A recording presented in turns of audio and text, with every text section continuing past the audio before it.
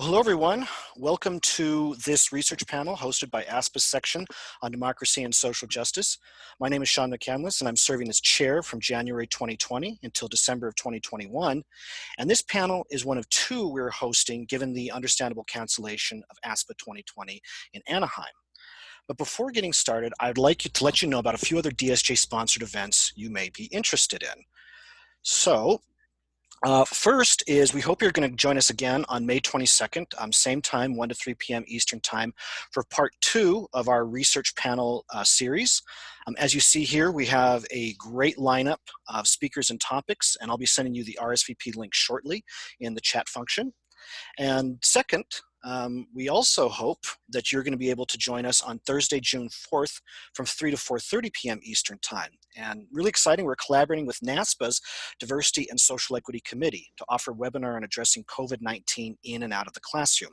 As you see here, we also have another great lineup of panelists with a wealth of experience. And in a few moments, I'll be sending you the RSVP link to that in the chat function as well. And finally, we are offering a 6-part webinar series on ethics that are going to be starting during summer 2020. And we're still finalizing the scheduling, but we're going to be talking about the state of ethics education, constitutional and legal perspectives, social equity, diversity, and inclusion as ethical priorities, among other topics. So please keep an eye out on our social media and section communications for more. So let's talk a little bit about what we're doing today. So we have until roughly 3 p.m. Eastern Time, and after some quick introductions, we're going to have 3 presentations that will be lasting about 15 minutes each, give or take. This will be followed by Q&A. Just so everyone knows, we are recording this event, and we're going to be posted on our social media and in our newsletter. If you'd like to ask a question, please feel free to use the chat function or use the hand raised function. And our wonderful social media editor, Parisa Vincent, will hopefully be helping me out a little bit to make sure I don't miss anything. If you'd like to be unmuted to ask a question, please indicate so in the chat message. And the big reason we're doing this is that just given the prevalence of Zoom bombing, we're trying to keep things as open yet as safe as possible. So without further ado, let me introduce our speakers. We're privileged today to be joined by Jack Underhill, Larry Schooler, and Kelsey Foster. And we're going to start with Larry, then go to Kelsey, and then conclude with Jack, followed by Q&A. I'll be managing the slides, so whenever you're ready for me to switch a slide, just go ahead and mention that. And with that, I will turn it over to Larry.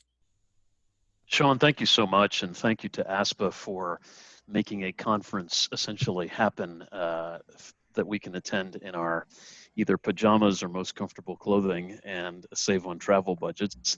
I was telling Kelsey that I was looking forward to going to Anaheim. The Astros, my hometown team, were due to play the Angels of Anaheim the weekend of the conference. So of course, the game was canceled, the conference was canceled, so here's to another ASPA conference in a city where the Astros are playing. But in the meantime, it's great to be with everybody. I want to actually introduce my colleague, Kelsey Foster, and then she's, I think, going to introduce me, and we're going to sort of tag team it a little bit. So Kelsey Foster is the newly appointed Executive Director of the Algiers Economic Development Foundation in New Orleans. Prior to that, she was program director at the Committee for a Better New Orleans, which is a civic engagement advocacy organization, and she worked to make the city's budgeting process more transparent and approachable for all residents. She is right now pursuing a Master's of Public Service at the University of Arkansas Clinton School of Public Affairs, and I'm not sure when she's not working, but when she's not working, she is a dedicated Mardi Gras enthusiast and takes full advantage living in New Orleans by eating and drinking the best the city has to offer. So welcome to my colleague, Kelsey Foster. Good to see you.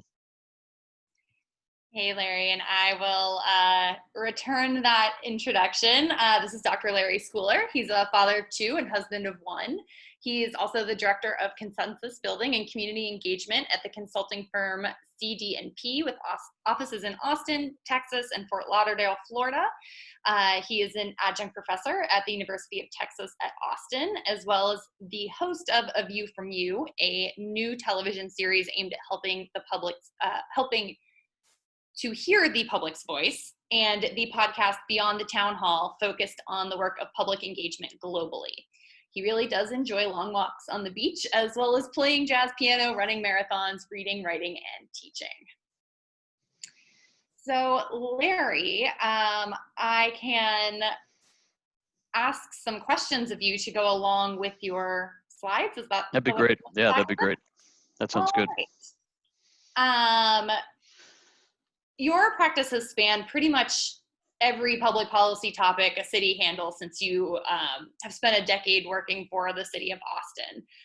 Where have you encountered trade-offs in that work beyond just the budget and kind of the fiscal spending questions? Yeah, I appreciate the question. I mean, I think that most times when we think about trade-offs in public administration, the first thing that might come to mind is, do we cut taxes? Do we raise taxes? Do we cut service? Do we increase service? And of course, that's becoming extremely germane in these times as public budgets across the country and of course the world are being decimated by the pandemic. I'm going to spend a little bit of time though talking about some of the other trade-offs that I've encountered and perhaps some of the ways that those can be effectively talked about with the public. And so Sean, maybe if you go to the next slide, I'll kind of walk through a couple of examples. One of the ones that I've encountered the most, and this may be because Austin has, I think, still the worst traffic in the country, if not the the world, is transportation. And I bring this up because actually, Sean, will you go back 2 slides just to the cover? When I chose this template, I actually chose it with this particular image in mind. So you'll see that this young woman in this stock photo is standing on what looks like a combined, bicycle and pedestrian path with cars on either side. And of course, there could be a transit, could be light rail or bus rapid transit or something going through that median as well. So if you go back, Sean, to the transportation slide, part of the issue that I think a lot of transportation agencies face is thinking through, what is going to be the most cost effective as well as have the greatest financial impact, which is to say,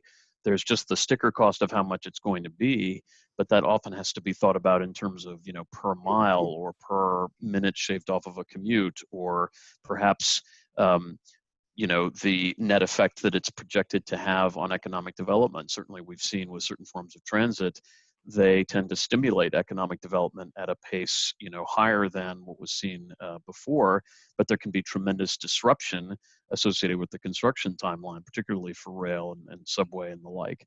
Then of course there's the notion of how fast the mode of transportation may go, and then by extension, what that might do to the speed of people's commutes. I mentioned the construction timeline, how frequently the service will arrive, the overall environmental impact, because certainly I'm sure many of us have seen the headlines lately about how the drastic reduction in commuting has led to, much stronger readings on air quality in lots of parts of the world. And so, that's something that's a high priority for many communities around the country and the world. Then, of course, there's just the impact on getting, people and goods around and how quickly that moves, and the economic impact. One of the things that I wanted to do with this picture is illustrate how low tech this kind of conversation could potentially be. So you'll notice that I'm dealing with, let's say, pre-voting age citizens in this photo, but they are manipulating magnets that were sized to correspond to the different kinds of modes of transportation that you saw in the previous photo. And you might say, well, gosh, you're really oversimplifying the questions around transportation. And you're right. I mean, in a way, this is just the very beginning of the conversation. What would you ideally want to see from a sort of visual and functional standpoint on your ideal streetscape? Is it slower car traffic and more room for pedestrians? Is it more of a parkway kind of feel where the emphasis is more on car speed and east-west or north-south mobility?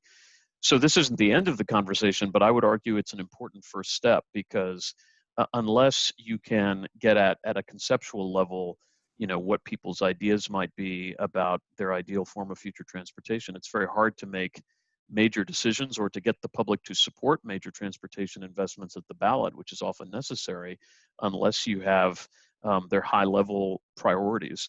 We also have done this with, the sort of coins in pots kind of exercise. So you'll have, different pots of money, so to speak, play coins, and you'll say, we're giving you X amount, and how would you distribute that? The key to that, though, and I'll get into this in a minute, is context. So a dollar spent, for example, on a subway system is different than a dollar spent on a highway. And so it's important to begin with perhaps a high level kind of, in a perfect world, all things being equal, what would you want us to focus on in terms of spending? But then drill down, if you have more time, to demonstrate how the different levels of spending have different kinds of impacts, like I was talking about. Sean, if you go to the next slide, another key area that I've seen of trade-offs is around the notion of housing affordability. And, one of the interesting things that is happening in places like Austin and South Florida is there are these twin pressures where these communities have become increasingly attractive, and so developers have flocked in to create very high-end, upper middle class or higher kinds of developments, which has then led to charges of gentrification. But there also are people who are saying, some of the neighborhoods where these developments are happening really needed some sort of a change. And so part of, I think, what municipal agencies and others involved in the housing policy arena and development arena have to think about is, how does what we're thinking of doing address these different questions? I once did an exercise at a community meeting about affordable housing, where I asked people simply to take off their name tag and hand it to someone next to them. And so invariably, like, let's say I was a developer and Kelsey was a person who lived in supportive housing, I then had to learn from Kelsey about Kelsey so that I could sort of take on her identity and then participate as if I were in that role. And so by extension, I was thinking from, that other perspective. So it wasn't just my own, pre-existing worries, but understanding what that public agency has to consider from multiple angles. Go to the next slide. So sort of by extension to the housing affordability piece is just the perennial notions of land use, the perennial questions around land use. What goes where, how to manage or encourage or even discourage growth, how to find places for, a lot of new jobs, affordable housing, forms of entertainment, parks, how to make all that mix together, and how to forge an identity for your city that is distinct. I mean, I think there's a challenge now that there's been such a push towards, kind of growth in the urban core. There's a need for cities to think through, what is our distinct imprint from the standpoint of land use. The picture in this slide is illustrative of the Imagine Austin Comprehensive Plan, where we gave people little game pieces that were meant to correspond to a square mile. They were drawn to scale, and the darker the shade of red, the more density, more population density there was. And they were given a certain number of game pieces to correspond to the projected growth in the city, and they had to work together as a group to figure out where all those people were going to go, and then maybe do some mobility improvements on top of it. There's also a platform called Co-Urbanize that I would recommend folks look into, that also serves the needs of land use discussions in an online way. But I think the important point here is simply that no land use decision, be it a single parcel being zoned or a massive comprehensive plan, can be made in isolation. There have to be a plethora of considerations made and trade-offs considered, and that's certainly something I've seen on many occasions. Larry, what are some things that public administrators should keep in mind when it comes to talking to the public about trade-offs? Yeah, Sean, maybe if you go to the next slide, I've got a few notes on that. The first thing, and I was actually thinking about this a lot this morning. I'm doing a lot of work right now with virtual public participation and public comment for, like city council and county commission. And I'm really struck by how almost indecipherable some of the language is. Now, I don't mean like Creole that might be spoken in a place like New Orleans. I mean English that is just impossible for the layperson to understand. And I think we may have certain legal requirements in terms of noticing certain kinds of government action, and there may be certain particular words that have to be used, but that doesn't need to be the be-all and end-all of our communication with the public about these matters. That should just be the baseline. And then we should actually see how we can communicate it in words that they can understand. So saying, such and such is applying for an upzone from MF7 to SH4, yes, you may need to put that to fulfill legal requirements, but let's be real. What are we talking about here? A building on your property, on the property adjacent to you, could end up getting very much taller. Please share your views on that. I also think we have to err on the side of oversharing information, which is to say that I'd rather the public know more about, say, for example, how much different modes of transportation cost, or how long it takes to build a train line, or how frequently a bus will come, drown them in details rather than assuming that those things will be known or that they will understand the ramifications of the different decisions that you're going to make.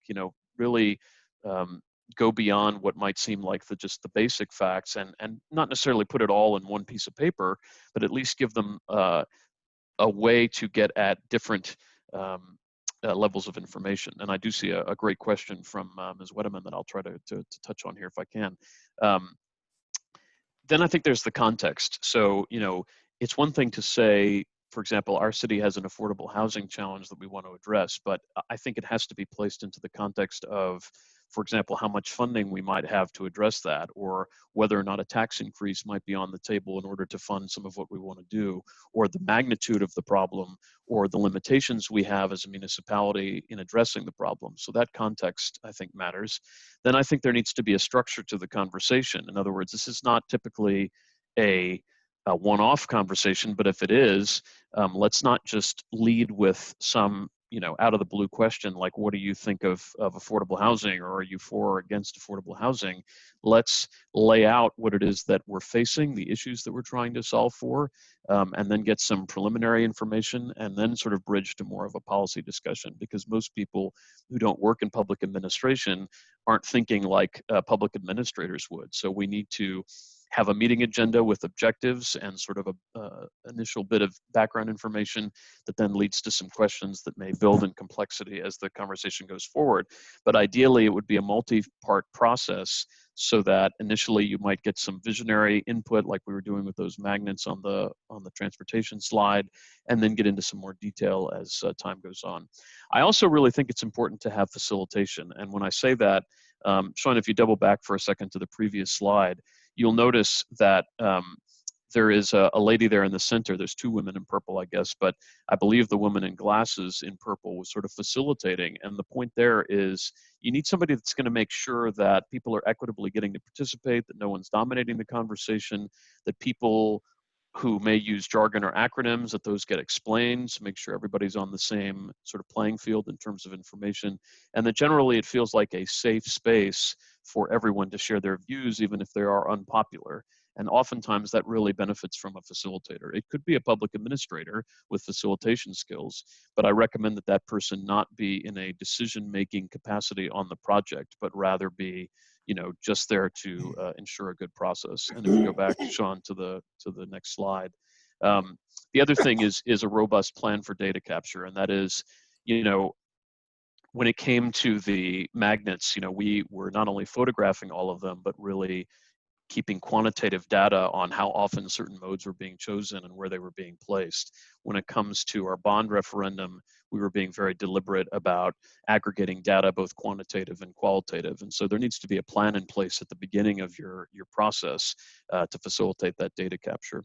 Real quickly, just in response to the question that was put in the chat regarding how can citizens participate now that many local government meetings are online. I'm actually going to post, Sean, I hope I'm not violating protocol by posting in the chat window, but I wanted to share with you all something that we're working on that was alluded to in my intro, which is a program that does not rely on people to have internet access to participate. So it's called A View from You, and it's a program that people can join by phone or text message, in addition to more traditional methods of web streaming. We're also putting it on TV using government access television channels, who often are getting underutilized, quite honestly, for programs that can be of use.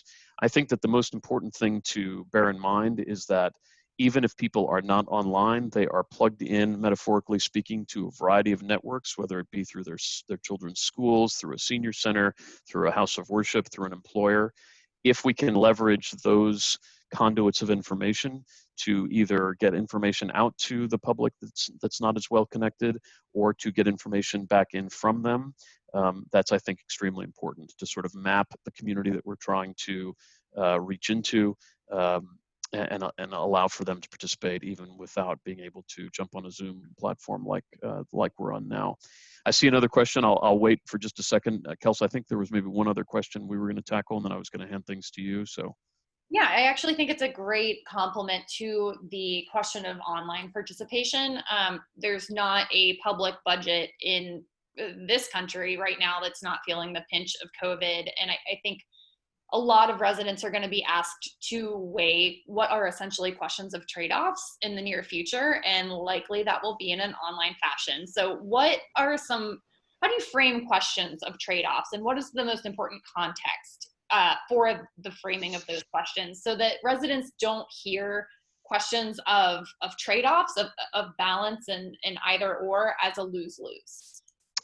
Yeah, it's a really great question. And, from my perspective, I really think it comes down to telling a story. And that may be based on my background as a reporter. I was with NPR for a number of years. And, when I was covering something related to public policy, I really tried to put it into the context of just an individual person's story. Real quick example. I was doing a story about redistricting, and I was trying to think, how do I translate this very wonky topic into something people might be interested in? So it was radio. So I started out with the sound effect of a man in a mechanized wheelchair going down his sidewalk, and I followed him into the grocery store, and you hear him start to talk. And the reason I did that is because this particular man was only able to get from his home to the grocery store on his own because of that sidewalk, which had been put in by the representative who had been elected after redistricting. And so I bring that example up to say that I think we need to step back from just the sort of nuts and bolts message that we're trying to deliver in terms of policy, and try to think of what we would say if we were talking to either a grandparent or a young child, or just someone who is totally cut off from the kind of data and information that we might see on a daily basis. So for example, in a budget context, it might be here's here's an example of what we're looking at. So Josephine goes to the senior center every single day.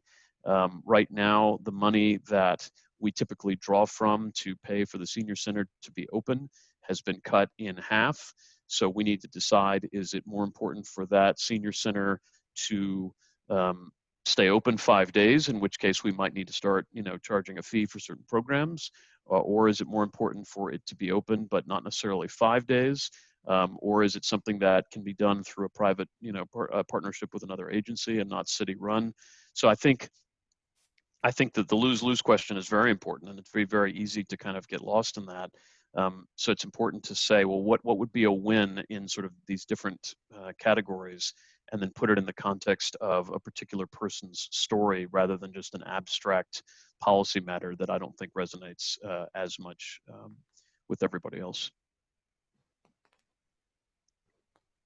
Great.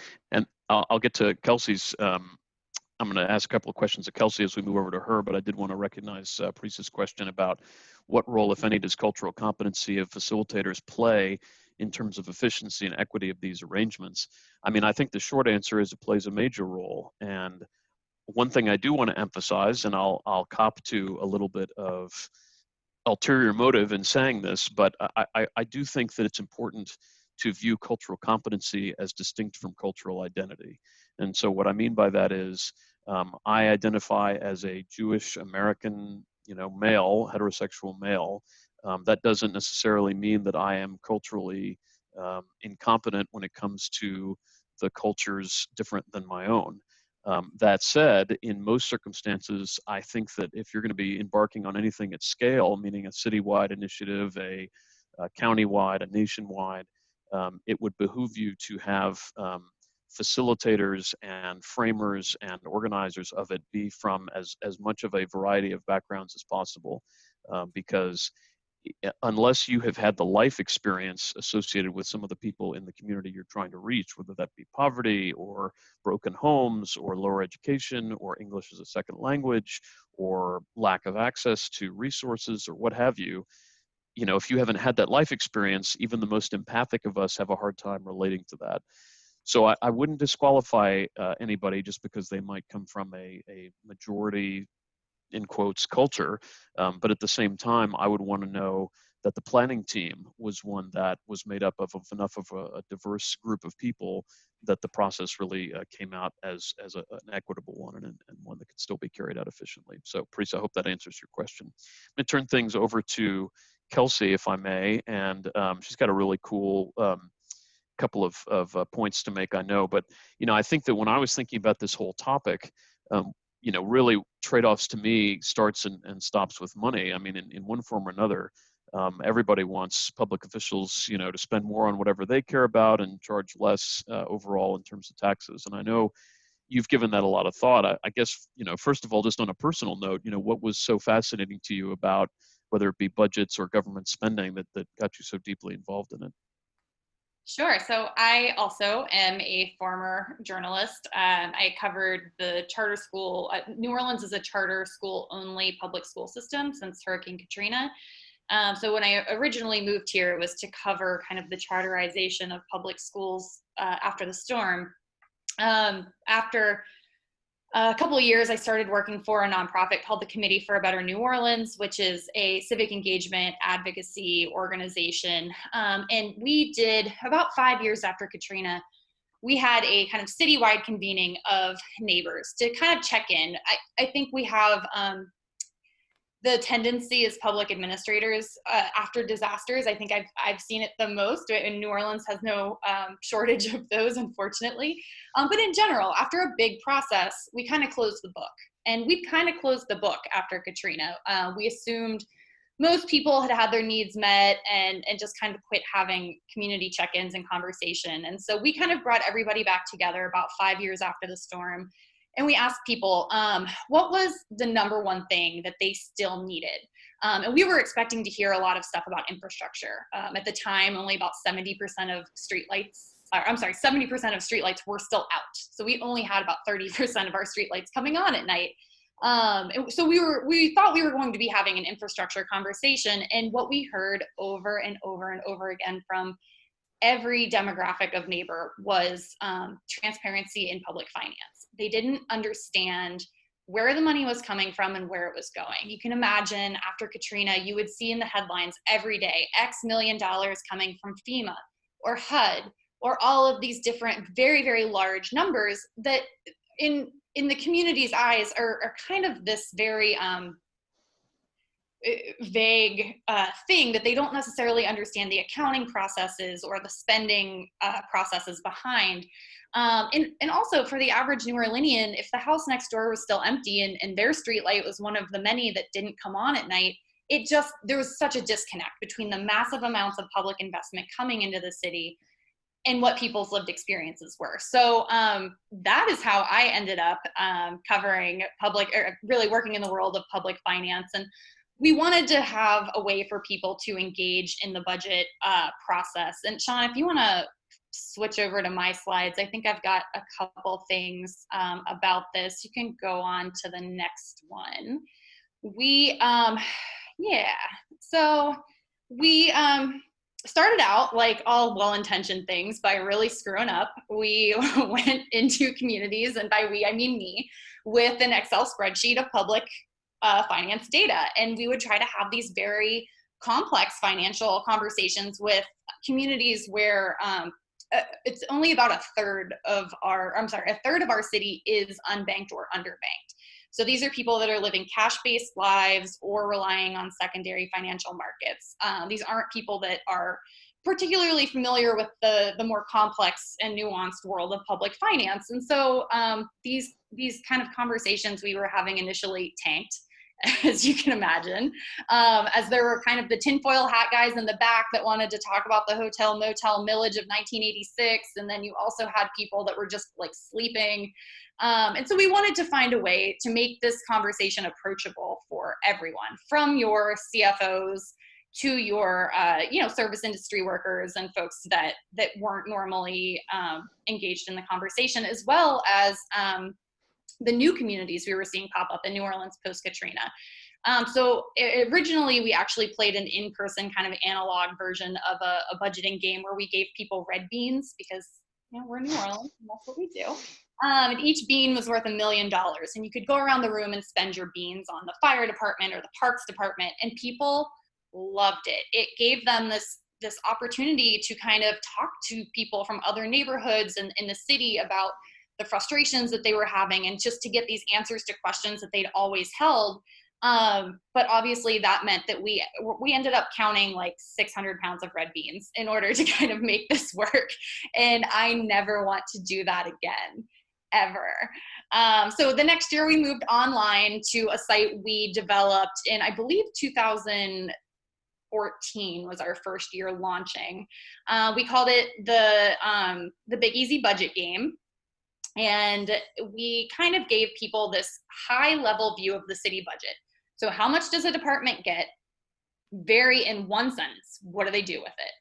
No more than one sentence. If you want to learn more, there's a learn more button you can click, and it kind of gives you some more information, including what I think is very important and lends itself to the trade-off conversation is what happens if you give this department more money and what happens if you give them less, so that there's a real consequence to the funding and defunding of departments. Residents could then kind of go through the game and balance their budget. They had finite money, and they realized that it actually ran out really fast. So I want to just really quickly, you can see here some of the things we found, and this is from 2018, but our data was pretty consistent over the years. The most important data point on here, though, and the one that I'm the most proud of, is that 78% of our users had never participated in the budget process before. We were getting fresh voices into the conversation, and that was really, really exciting. So if you want to hop over to the next slide, some things that I think Larry did a really good job of talking about a little bit, but that I want to highlight. Slash stepping on Kelsey's toes and thunder. Sorry. No, this is the good stuff, right? This is the stuff that matters, is like, why did this project work? Because there are plenty of budget engagement initiatives out there. Some of you have maybe been part of them before, and maybe they gave you intense heartache, and maybe they worked really well. For us, the reason that I think this site worked, and it really did kind of pay off in the long run, were kind of these things.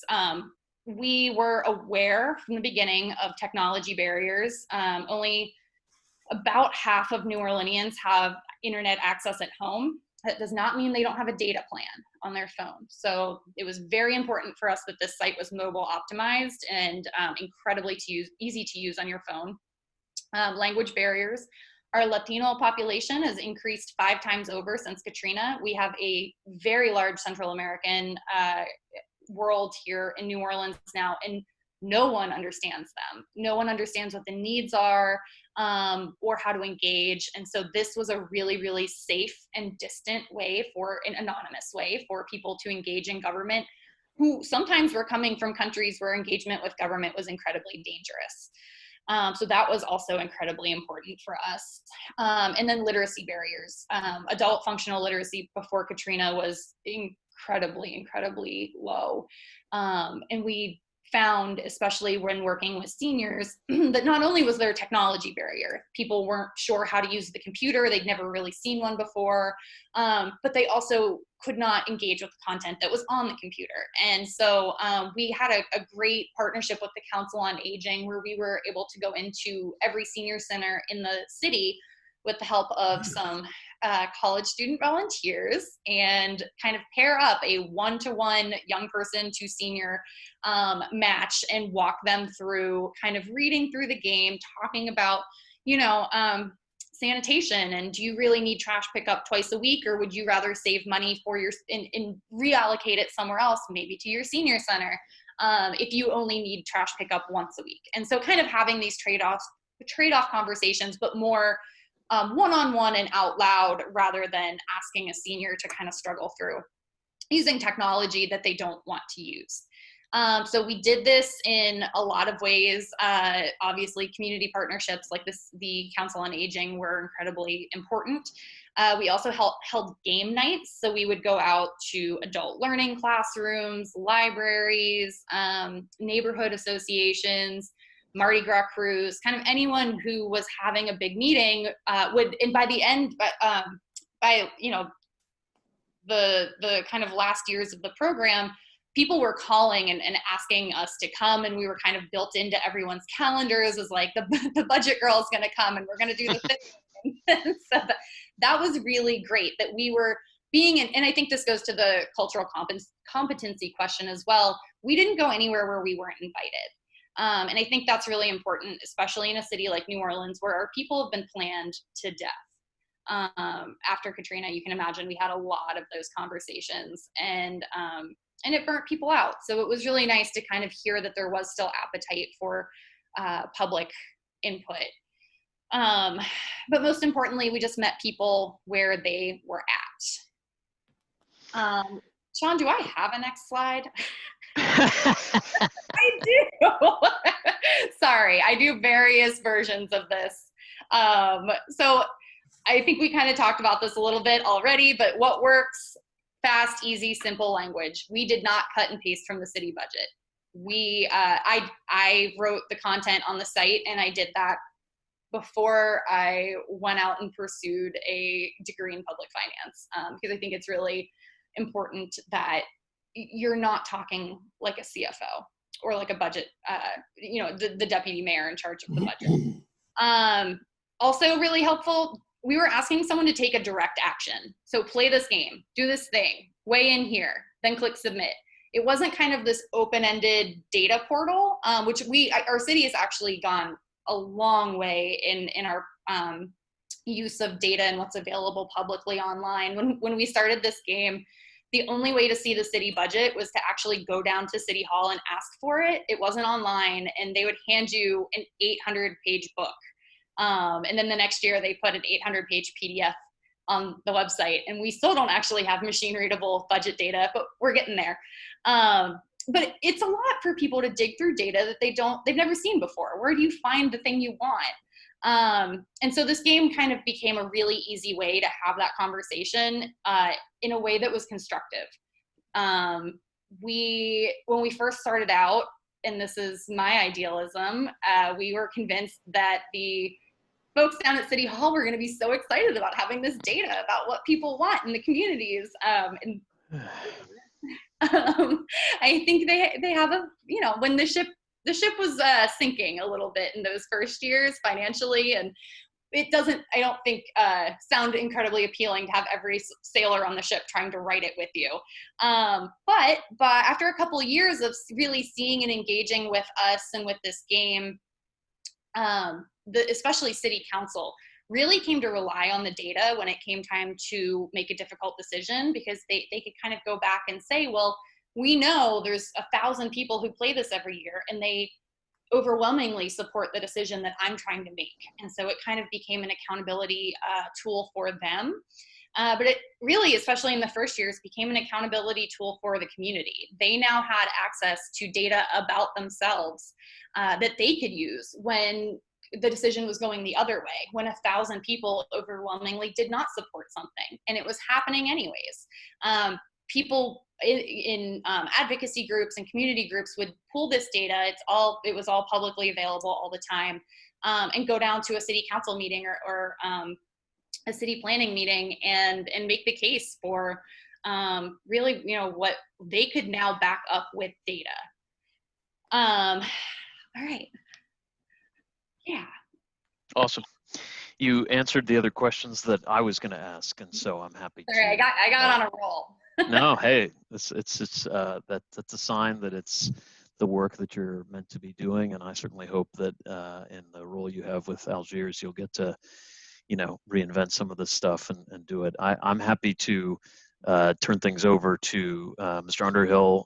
With apologies, I'll have to jump off here in about 5 or 10 minutes for a previous work obligation. So, Mr. Underhill, I'm sorry to have to leave in the middle of your presentation, but I'll be sure to catch what I miss on the recording. But Sean, thanks for organizing this, and thanks to everyone for coming. Thank you, Larry. Very interesting. So with that, I will turn it over to Jack Underhill. Jack, please take it away. All right. I have, this is based on, my presentation is based on a 40-page paper which I had prepared for the conference on expanding affordable housing and combating homelessness in America. And just on a personal note, I was at HUD for 33 years. I started off with Bob Weaver before HUD was HUD. and ended up with Andrew Cuomo as assistant secretary. I worked directly with Andrew, and I did the first draft of the homeless report, which Andrew gave me a weekend to do. It was one Andrew had, he didn't like the civil service very much, but he liked me, and it was sort of an impossible task, but I took a whole suitcase full of books home and ended up with a draft in about 4 or 5 days. And I also went out in 1980 on the homeless study. I went to Los Angeles and Seattle and Cleveland. And at that time, basically the government had no homeless assistance except FEMA. And now personally, our church in Underhill, Methodist Church, has a hypothermia project every year where we take in the homeless for a week and we trade off. But one of the current pandemic is falls particularly hard on Blacks and Hispanics, and on a personal note, old people. And it reflects the fact that we had a lot of pre-existing conditions, and we haven't seen the full impact with a lot of unemployed people. We haven't seen the full impact of this pandemic yet economically, because there may be a lot of people who lose their mortgages and are out in the street.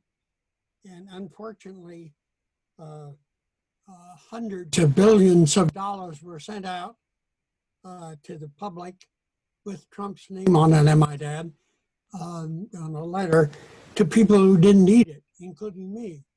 I didn't expect a stimulus bonus, and that could have been focused on preventing homelessness. But I have sort of 3 parts. One is the statement of the problem. The second is the trends that affect it. And finally, third part is some recommendations. Basically, it's a moral issue. It should not be acceptable in the richest nation in the world to have 500,000 people without a home and 38 million people paying more than 30% of their income for housing. That should not be acceptable. And the Low-Income Housing Coalition put it this way: affordable, decent, and accessible housing is one of critical importance to our well-being, providing a stable foundation for child and parental health, childhood cognitive development, educational achievement, and employment. Yet the support of affordable housing is woefully inadequate, especially for the nation's lowest income families and individuals. Pardon my throat. I have a little bit of asthma, and generally I'm pretty healthy, but so I may speak froggy a bit. The problem is that we haven't taken this serious problem seriously enough.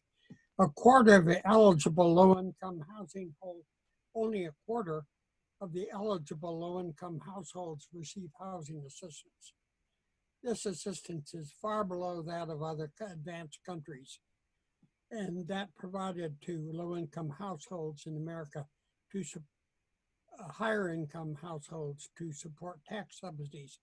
We literally spend billions of dollars of tax expenditures for home ownership, which primarily goes to higher income people. State of the problem: first, housing affordability. There are many positive features with the American housing situation. The value of home equity owned by American homeowners is $15.4 trillion. And the monthly housing payments are affordable to more than half of the households in most of the country.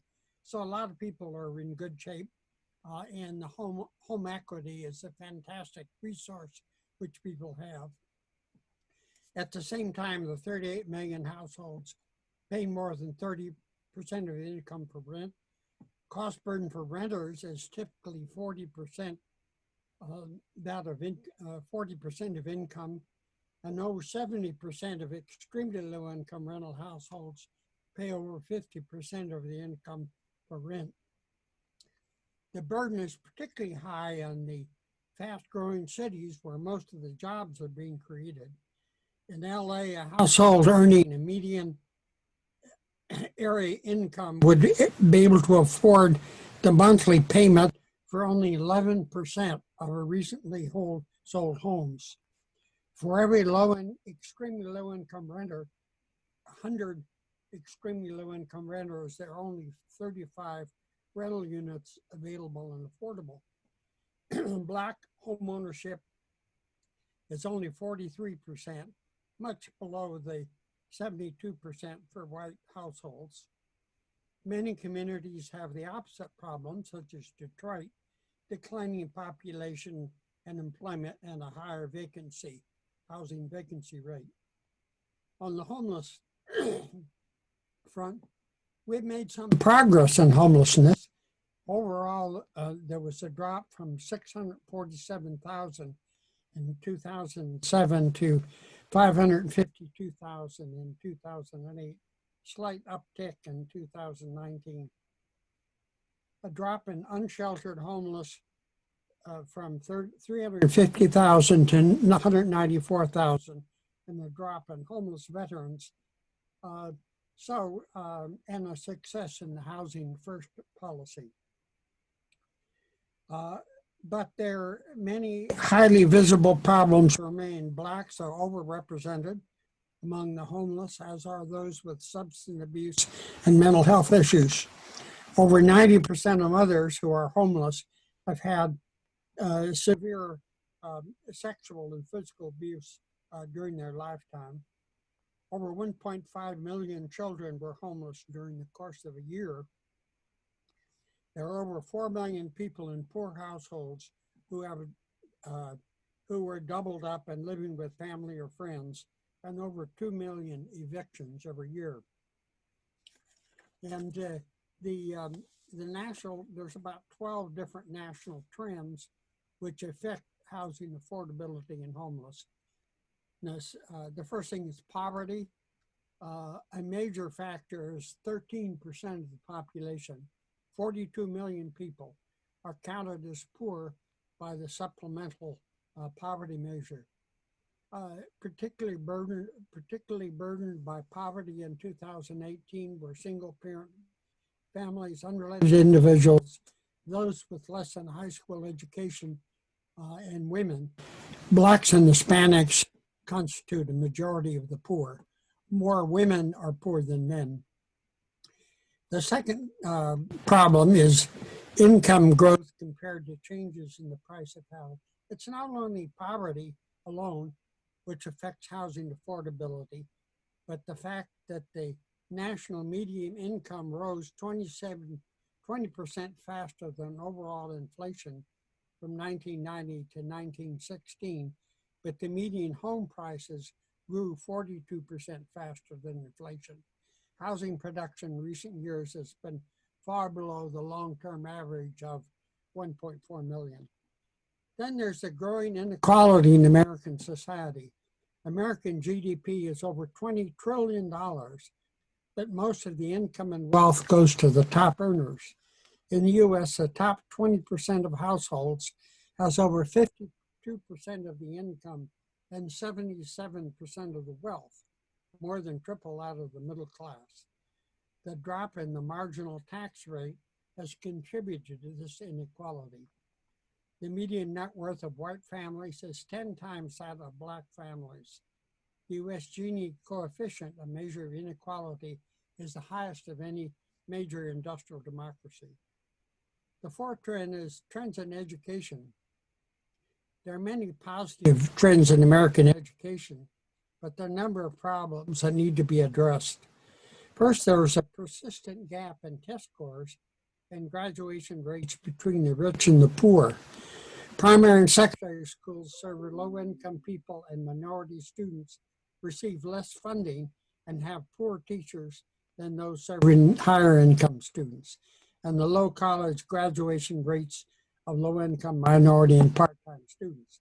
I did a whole paper on higher education and how we can improve results for low-income students. The trends in segregation by race and class. In spite of the progress made in racial integration, race and class segregation results in high school inequality by race and income. Racial discrimination, housing, employment, and criminal justice system remains a problem. In spite of the fact that we elected a Black president, we are not yet in a post-racial society.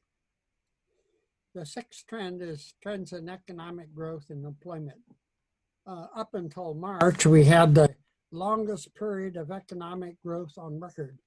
Unemployment was at a 50-year low, but this growth was uneven.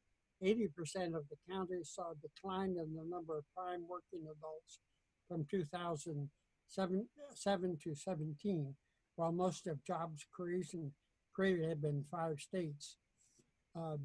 But now, of course, there's millions unemployed, at least temporarily. Seventh trend is trends in family status and formation. A major trend in poverty and inequality is a decline of married income families. Only 26% of the poor are married. The share of single parent families has tripled from 1970, from 7% to 25%. I also did a paper on that. Trends in health. Americans have been living longer, and heart disease has dropped dramatically, and the Affordable Care Act has dropped the number of uninsured. However, the poor have a disproportionate number of health problems and more often end up homeless.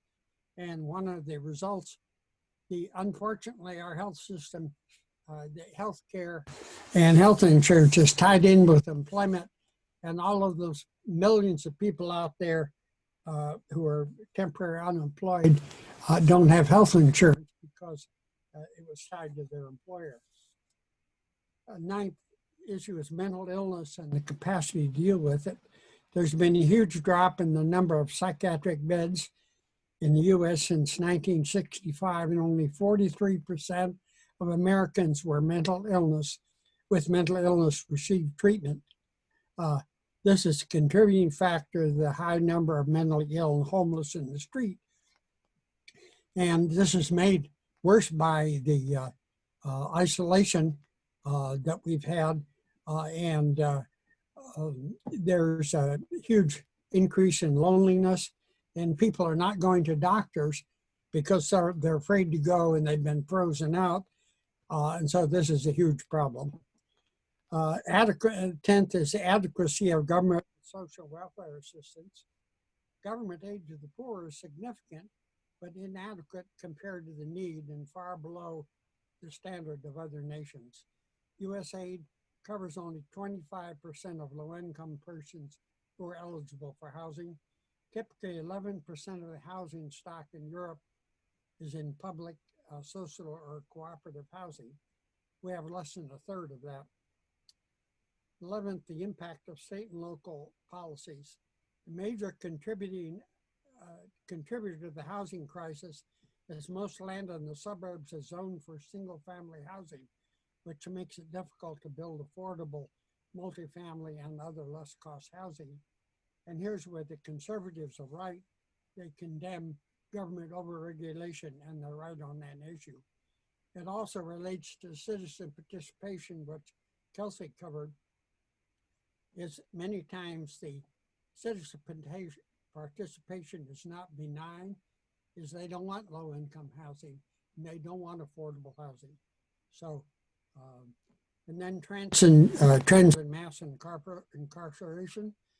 We're the most incarcerated nation in the world, in spite of the drop in violent and property crimes since the 90s. the formerly incarcerated are 10 times more likely to become homeless than the general population. And there are millions of Americans who have difficulty getting a job because they have prison records. Now, a few conclusions and recommendations. I recommend an increase in Section 8 vouchers and other housing aid for the poor, increased by 100%. That's not likely to happen because we were running a $1 trillion deficit because of the tax cuts before the pandemic, and now we added another $2 trillion as a stimulus. So, but nonetheless, that's needed. Second recommendation, provide wraparound service for homelessness because their needs go beyond housing. My dissertation at George Mason was on service integration, and we find that low-income people do much better if they get more than one type of assistance, and it's given in an integrated sort of way. Third recommendation is to reduce U.S. poverty, expand subsidies for child care for low-income mothers, increase the minimum wage, and reduce barriers to unionization. It's interesting to note that equality and poverty decreased, inequality decreased, poverty decreased for the first 30 years after World War II. And a good part of that was unionization and the fact that the minimum wage was more related to the average wage. Now it's gotten way behind. To reduce the gap in educational quality, increase funding for low-income schools, provide special pay for teachers in low-income schools, expand and improve preschool education, and equalize educational expenditures between low-income and high-income states and cities. And on a personal note, my mother was a teacher for 30 years, and she taught my sister and I for the first 3 grades in a one-room schoolhouse in Northern California, where there was 8 grades in one class. We learned a lot. To improve graduation rates for low-income kids from college, expand counseling, expand full-time faculty, and reduce escalation of college costs. We have outstanding student loans are 1.5 trillion, and typically in Europe, college costs $1,000 a year. It's heavily subsidized, and you can go to any place in Europe and get the same deal. Expand and improve career and technical education and apprenticeships. Many kids don't finish college, low-income kids, and they don't have any skills. And one of the problems is that so-called technical education has declined in value, and we need in Germany 50% of the high school kids go on to technical education and apprenticeships, which are very helpful. And when I went to high school in Hanford, California, 20% of the students were college prep and 80% were vocational education. They learn how to be carpenters, hairdressers, farmers, and so forth. Attack exclusionary zoning, which includes modest cost housing, and encourage higher density housing, encourage a more integrated approach to encourage innovation, design, construction, and financing. Be cautious on the application of rental control because often it backfires. Move up the marginal tax rate for the rich, reduce inequality, and fund more social services for the poor. Continue to attack racial discrimination and segregation. Continue the civil rights revolution. Continue bipartisan efforts toward criminal justice reform. Hang on to the gains of Affordable Care Act and reduce increases in the cost of health care. That's just on the final note. We got to preserve democracy. To accomplish this effort, to create a more just society, we must ensure that every vote counts. We must end gerrymandering that disempowers low-income strengthen the minority voters and gives one party or another artificial advantage. We should seek to ensure that influential lobbyists and corporations are not able to buy elections. We must re-examine the electoral college, which disempowers voters of a minority party in states which are consistently won by a majority party. One solution followed by any states is to have proportional representation rather than winner take all. So the solutions are hard to find right now, particularly since we're in such a large hole in the deficit. But there was a special feature in the New York Times that said we ought to take advantage of this crisis and try to come out with something better. In other words, don't accept the status quo. That's it. Thank you. Thank you, Jack. That was really, really interesting. Thank you also, Kelsey. Larry had to pop off right now, but what we're going to do is we're going to open it up for Q&A. If you'd like to ask a question, please feel free to use the chat function. If you'd like to be unmuted to ask a question, just indicate that you'd like to be unmuted and I can unmute you. But our first question is from Parisa, and for the benefit of those who may not have access to the chat or watching a recording of this, I'm just going to go ahead and read out the question just so we're all on the same page. So Kelsey, with so many cities facing severe budgetary shortfalls due to COVID-19, some saying that it's at the scale of or greater than the cuts in response to the Great Recession, what, if any, role do you see for implementation by cities who are unfamiliar with this people's budgetary approach? And would your answer change considering the state of overwhelm that many cities are experiencing due to the pandemic? And Aprisa notes that she's curious how much prep and planning goes into the superb work that you did and whether it's practical now. That's a great question. We in New Orleans have been hit particularly hard by COVID, and I know the folks at City Hall are working their tails off just to make sure, that we can kind of reopen safely and that our businesses are feeling supported. And there's just so many irons in the fire right now, and how you make priority for engagement, I think, is a really great question.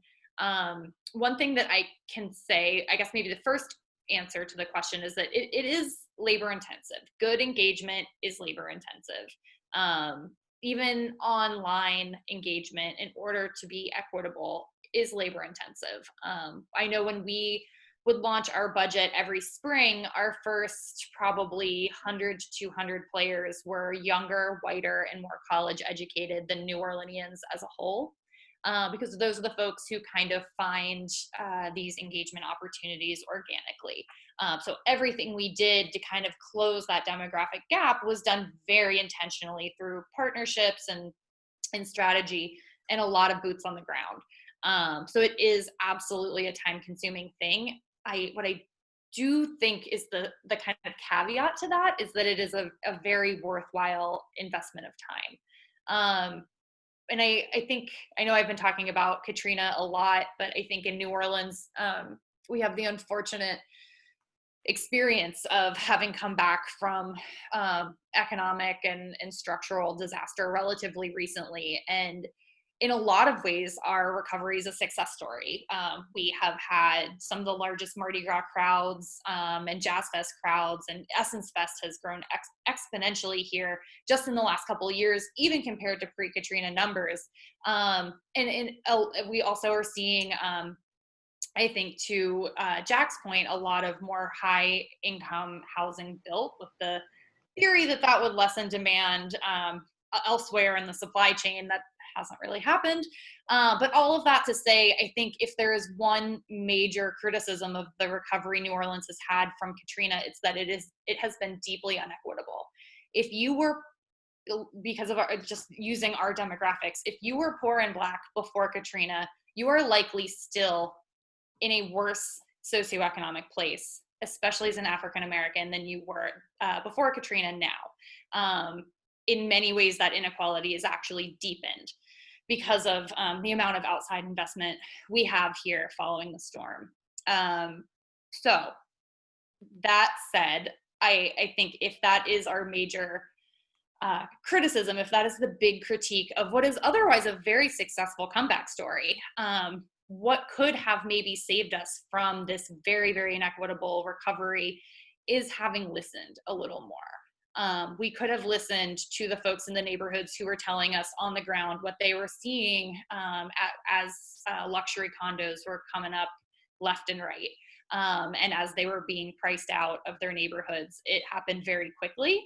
And I think if we had had a more robust structure, not just around public budgeting, but in general for civic participation, if we had had maybe a culture of listening and talking, right? That's a two-way street. If we had had a more robust structure for this involvement with the community, I think we could have nipped some of these problems in the bud. And obviously, to answer your question, that's not something we've done yet. And so it doesn't mean that we're now in this magical place where we are hand in hand with the community and understand what to do to get ourselves out of COVID in a more equitable way.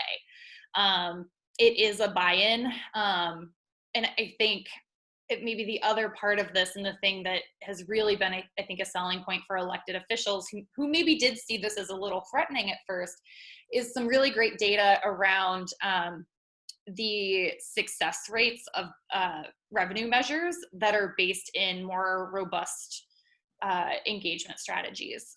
There is a platform called Balancing Act that both Larry and I have worked with a little bit, based in Denver. And I believe that they are offering, and I apologize if I am not getting this right, but I believe that they are offering their product for free for the first year to cities that are kind of trying to deal with their budget crisis coming out of COVID.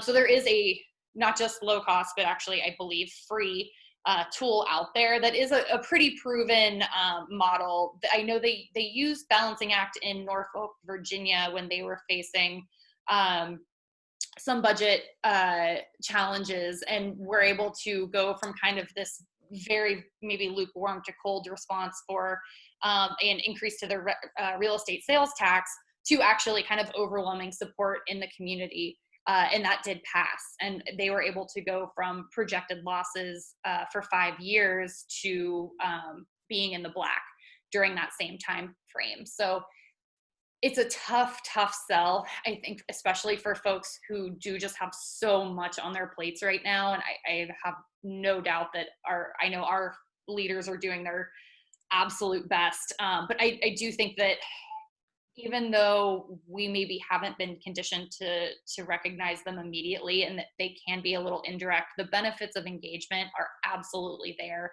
They're there quantifiably, and I think they're there qualitatively. It's just a matter of kind of taking the leap. So I hope that's a satisfactory answer. I think I would totally understand any public official who was just like, hands up, do not have time for this right now. But I think as long as you've got a couple really dedicated staff people who are good at talking to the community, and you can kind of use some of the tools that are already out there, right? We don't have to reinvent wheels. There's some low lift ways to do a better job of engaging residents around public spending and get more equitable results. Thank you. That's a really interesting response. So again, if you just have questions, feel free to type them up. Jack, we have a question for you. Yeah. And for the benefit of everyone, including those doing the watching the recording, I'll go ahead and read it out for everyone. So with the unique COVID-19 pressures, do you see any low-hanging fruit in terms of actions cities can take now to respond to homelessness and the lack of affordable housing, especially considering how vulnerable these populations are to COVID, to also build for longer-term solutions? Well, I don't think there's any low-hanging fruit. There's a shortage of money. But one of the things that works pretty well and doesn't cost very much is a prevention strategy. And to work with the private sector to have a pot of money and legal services for people about to hit the street. And this has been quite successful in a number of cities, in that many times the amount of money owed for rent or for a mortgage is not that great. But so to the extent you can have a really a vital prevention strategy, I think it would be a bit less costly than more expensive. Another thing is, this is on the long term, is try to keep what we have. And maybe land banking. There's affordable housing out there which keeps being torn down. So to the extent it's much cheaper to preserve what we have. I know one of the least known programs that HUD had is the Community Development Block Grant and the Home Program. The Home Program, both of these programs have put out billions of dollars to cities in upgrading, rehabbing existing homes and preserving them. So I would look at that as a low-hanging fruit to preserve what we have and to prevent people from being pushed out in the street. Thank you, Jack. That's a really interesting response. So if anyone has any questions, again, feel free to raise your hand. I can unmute you. You can type it in there. But I do have a question for both of you.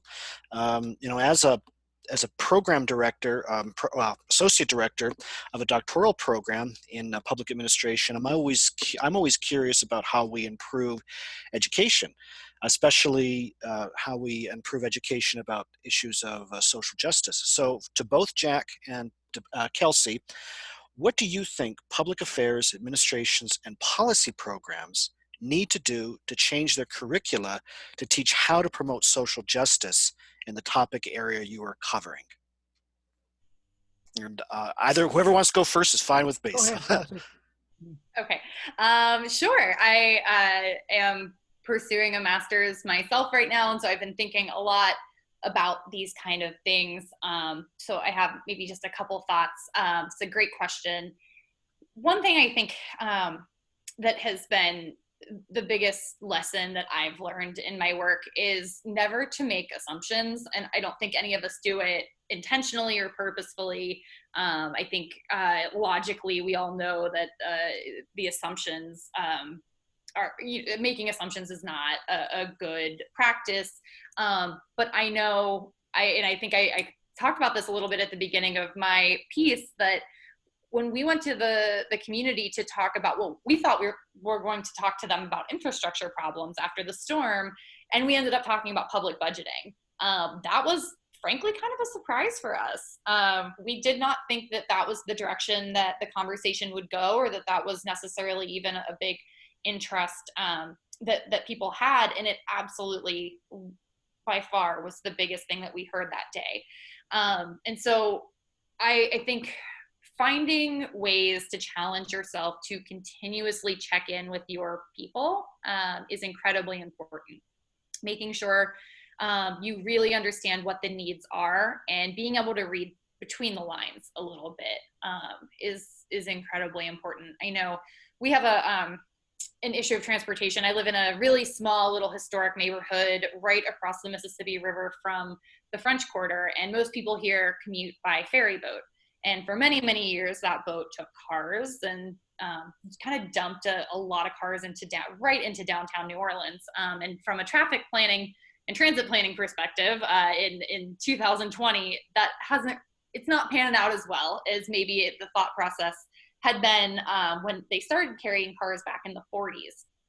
And so recently we have ceased the car carrying capacity of our ferries, and now we just take pedestrians and cyclists and scooters and those things.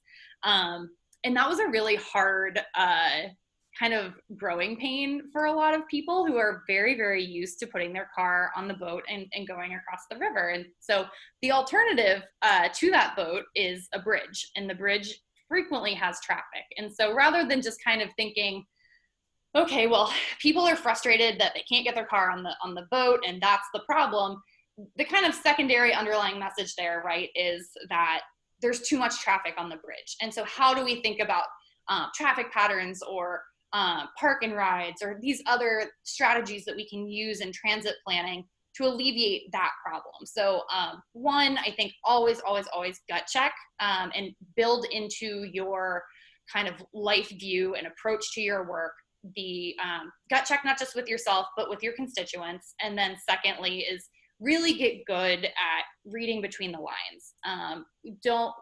Don't even necessarily take, I know any of us who have ever had to facilitate a public meeting have, there's a scene in Parks and Rec that the sitcom that I just love, where Leslie Knope is leading this community meeting, and it's about a park and that she wants to build, and she's just so excited and thinks that everyone's going to love this park, and everyone is furious and they're yelling at her, and this meeting is just, it ain't going well.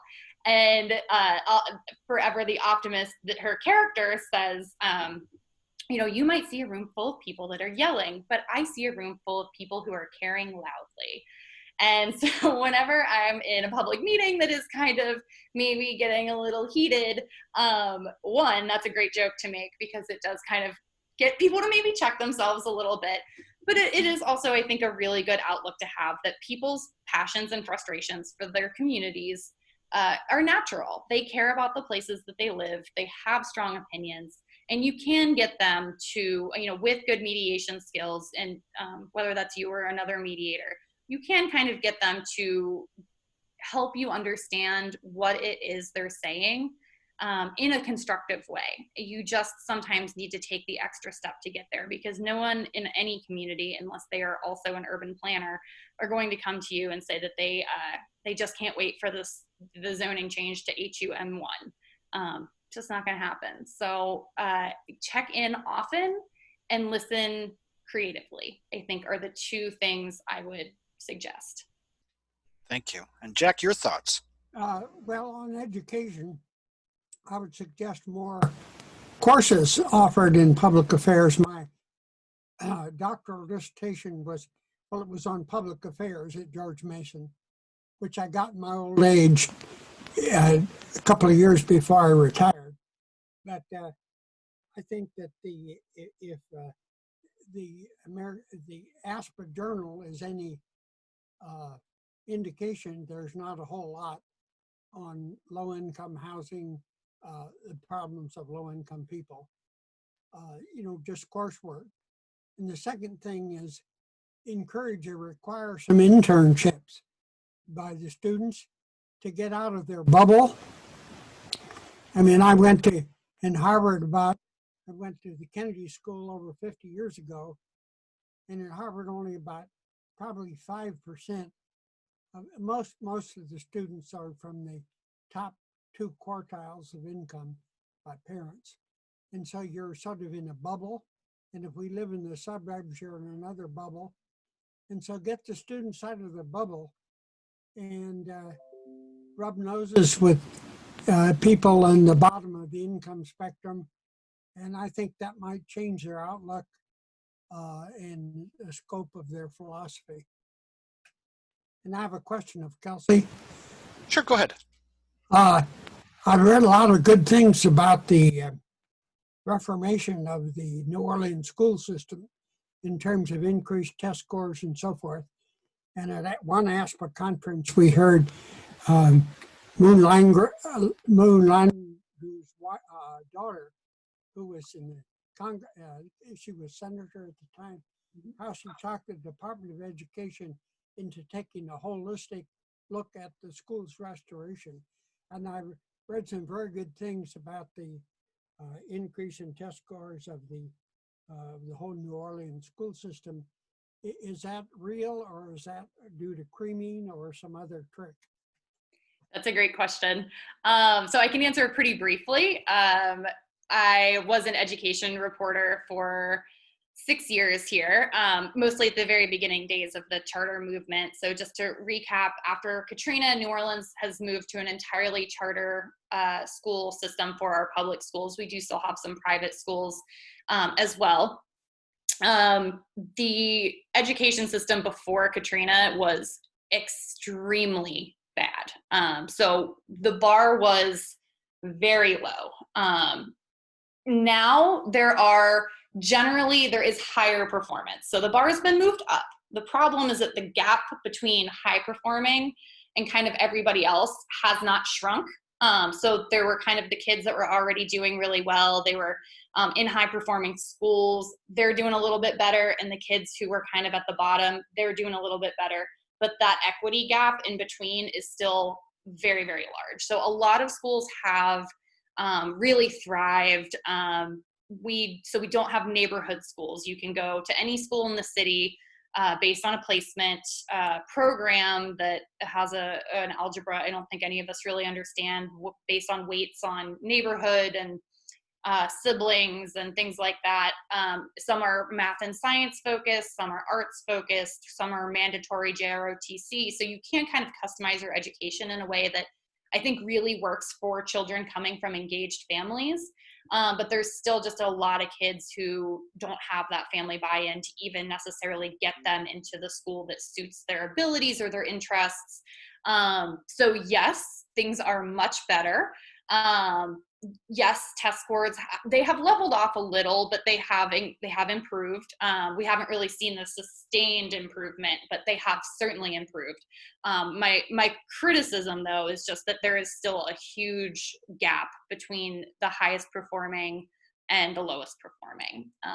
And there's still just not enough seats at high performing schools for the kids that need it, which is every kid, right? Every kid should be in a high performing school. That's a great response too. We have one more question from Parisa. So this is directed to both of you. And so again, I'll just read it out. In light of the pandemic and the growing necessity of digital, for example, providing services and programs digitally better and or in new ways, there seems to be an emerging trend or push by some urban cities toward becoming a so-called smart city. What are the top 3 pieces of advice, or 1 or 2 pieces of advice that you have that you would give to such cities based upon your topic? Both Kelsey and Jack, hopefully. Jack, do you want to tackle this one first, since I went first last time? I'm sort of a loss for words. Why don't you go first? So New Orleans City Council has actually created a Smart Cities Committee. So this is something that they're thinking about in a pretty formalized way, and how we tackle data and how we integrate that into the decisions that we make. We're still pretty early on in that, and that's obviously, this is my world and my experience. So I apologize that I can't maybe broaden my net a little bit in my answer. But I do think that having that institutionalized approach to smart cities or to data-driven decision-making is going to set us up for better success, right? We've established that this is our protocol for making decisions, that we look at the information we have and we make that decision accordingly. What I don't think is going to be particularly helpful for us, though, on that front is that the data we have and that we have been kind of leveraging on the smart cities front isn't incredibly tangent to recovery from COVID. So a lot of what we've been using, we have a really extensive crime camera monitoring system around the city, and that kind of monitors flooding, traffic, crime, all these different, there are literally like eyes that are watching us and kind of computing and giving us data on the back end. And obviously there is a whole world of problems and and things that come along with that. I don't know how easily and how nimbly we'll be able to kind of pivot that data to the kind of information that's going to help us really recover from COVID. I hope that we can be creative and that we can do that. I think the appetite for it is really there among our leadership. It is a question I have not seen the answer to quite yet. But I think the top pieces of advice I'd give to cities that are trying to use their kind of smart city approach to COVID responses, this is a great time to take stock of the data that you are using.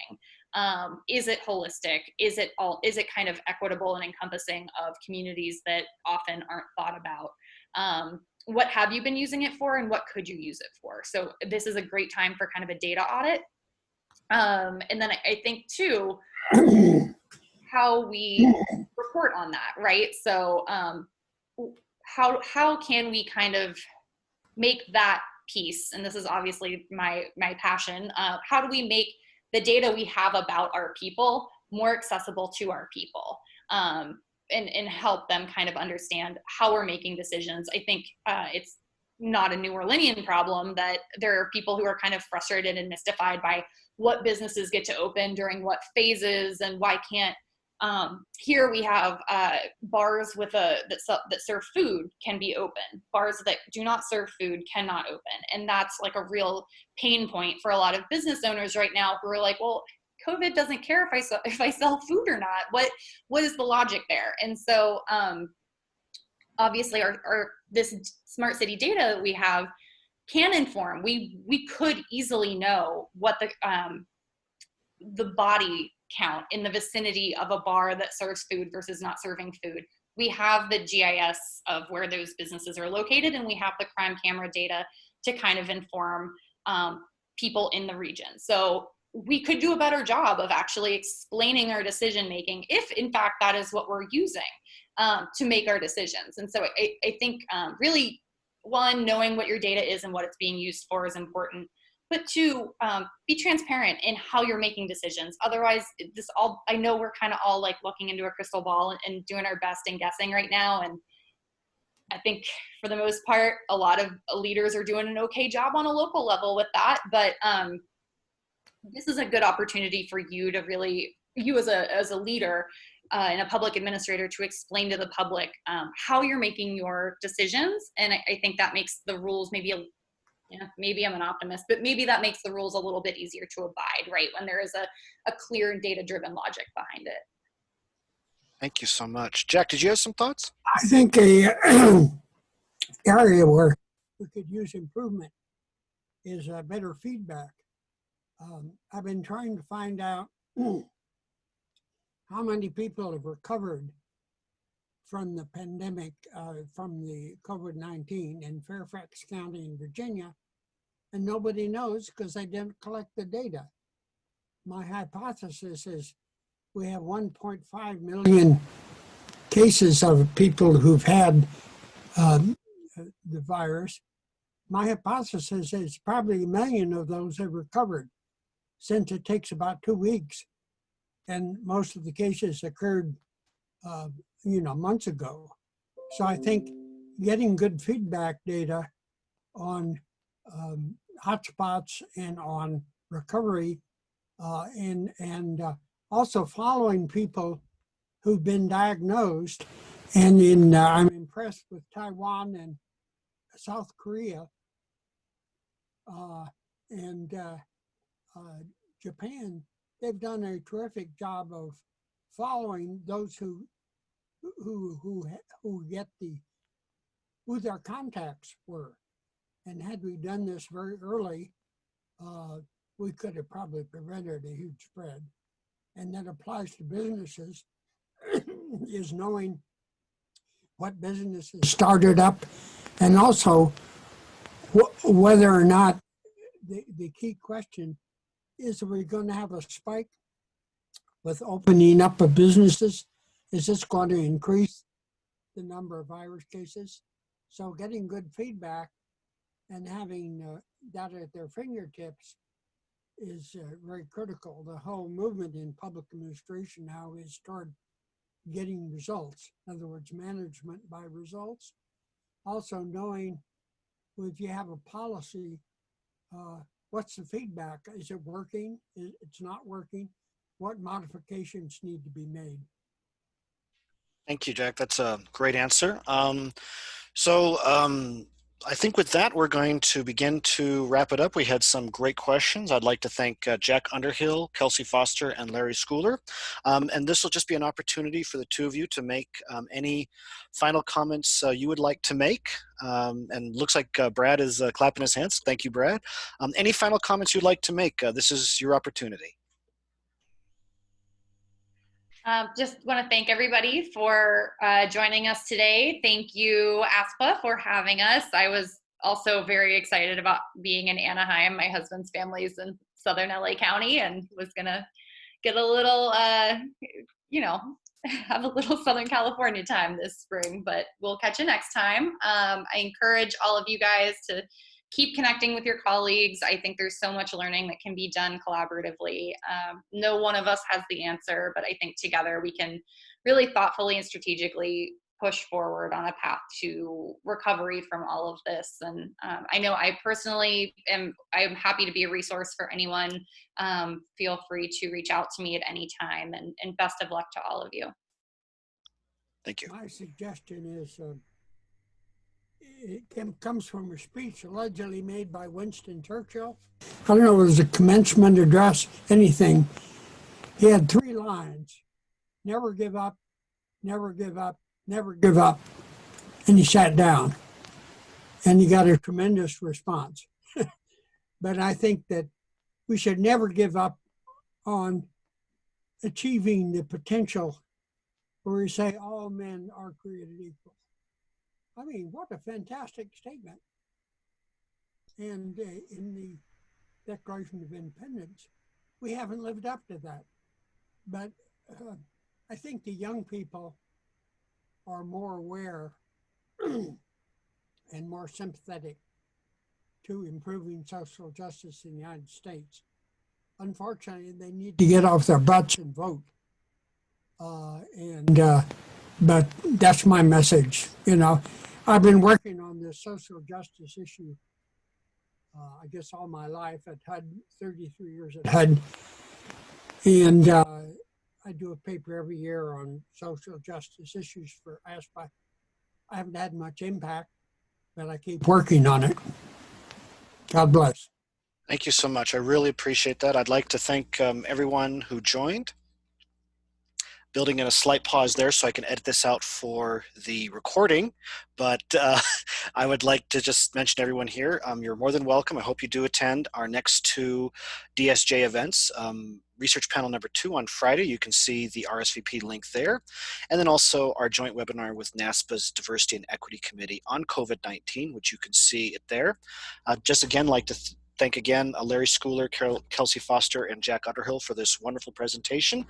And we will be having a recording of this uploaded to our YouTube and shared over social media, hopefully in a week or less. But thank you again for the wonderful presentations to those who attended. And let's just make sure that the issues that this section really stands for, democracy, social justice, equity, fairness, and so forth, that we really take them seriously, and that we be sure to promote it personally, professionally, at the organizational level, systemic level, societal, and beyond. So thank you all, and I hope you have a good rest of the day and a good rest of the week. Stay safe. Thank you. Bye, everyone.